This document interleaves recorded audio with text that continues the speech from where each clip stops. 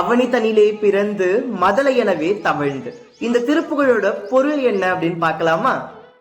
அவனி தனிலே பிறந்து மதலை எனவே வளர்ந்து அழகு பெறவே நடந்து இளையோனாய் அருமழலையே மிகுந்து குதலை மொழியே புகன்று அதிவிதமதாய் வளர்ந்த 16ஆய் சிவகலைகள் ஆக்கமங்கள் மிகுவுமறை ஓதும் அன்பர் திருவடிகளை நினைத்து துதியாமல் திரிவயர்கள் ஆசை மிஞ்சி வெகு கவலையாய் உழன்று திரியும் அடியேனை உன்றன் அடிசேராய். அவனி தனிலே பிறந்து, நான் இந்த உலகத்துல பிறந்து மதலை எனவே தவழ்ந்து, ஒரு குழந்தையா தவழ்ந்து அழகு பெறவே நடந்து இளையோனாய். ஒரு குழந்தையானது தவழ்ந்து அடுத்தது நடக்க பழகும்.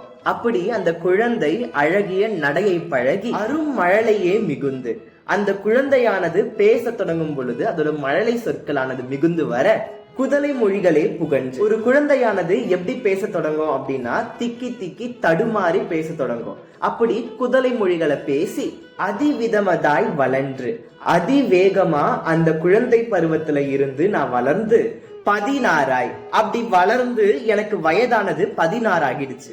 சிவகலைகள் ஆக்கமங்கள் சிவ நூல்கள் சைவ வேதங்கள் மிகவும் வரை ஓதும் அன்பர் இதெல்லாம் படித்து கொண்டிருக்கும் அன்பர்கள் கிட்ட போய் திருவடிகளை நினைத்து துதியாமல் அவங்கள குருவாக பாவித்து அவங்களோட திருவடிகளை பணிந்து இந்த சிவ வேதங்கள் சிவ ஆக்கமங்கள் நானும் கத்துக்காம தெரிவயர்கள் ஆசை மிஞ்சி, இங்க தெரிவயர்கள் அப்படின்னா பெண்கள் அப்படின்னு பொருள். அந்த பெண்கள் மேல் ஆசை வந்து வெகு கவலையாய் உழன்று, இதனால பல கவலைகள் வந்தது. அந்த கவலையோட நான் அலைந்து திரியும் அடியேனை உன்றன் அடி சேராய். இந்த மிகுந்த கவலைகளுடன் அலையும் இந்த அடியேனை உன்னோட திருவடிகள்ல சேர்த்துக்க மாட்டியா முருகா? சேர்த்துக்கிட்டு என்னை நல்வழிப்படுத்து முருகா அப்படின்னு இந்த திருப்புகழானது அழகா முடியுது. தவறு என்பது எல்லாரும் செய்யக்கூடியதுதான். அந்த தவறான பாதையில இருந்து மீண்டு வர முடியல அப்படின்னா ஒரு வாட்டியாவது இந்த திருப்புகழை படிச்சு பாருங்க. கண்டிப்பா முருகப்பெருமான் நம் வாழ்க்கைய நல்வழிப்படுத்துவாரு.